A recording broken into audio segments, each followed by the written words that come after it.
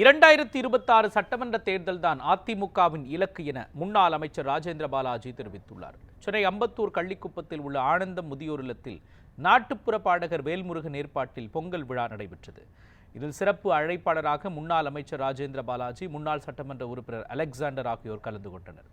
பொங்கல் வைத்து வழிபாடு நடத்திய பின்பு இல்லத்தில் உள்ள முதியவர்களுக்கு உணவு பரிமாறப்பட்டது. இதையடுத்து செய்தியாளர்களுக்கு பேட்டியளித்த முன்னாள் அமைச்சர் ராஜேந்திர பாலாஜி, திமுக ஆட்சியின் மீது மக்கள் நம்பிக்கையை இழந்துள்ளதால் அதிமுக ஆட்சி மலர்ந்தே தீரும் என்று தெரிவித்தார்.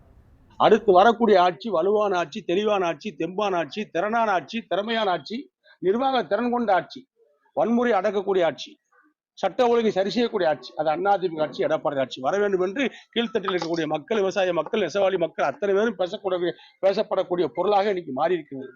மக்கள் ஒரு மாற்றத்தை விரும்புகிறார்கள். அதிமுக ஆட்சி வரும்.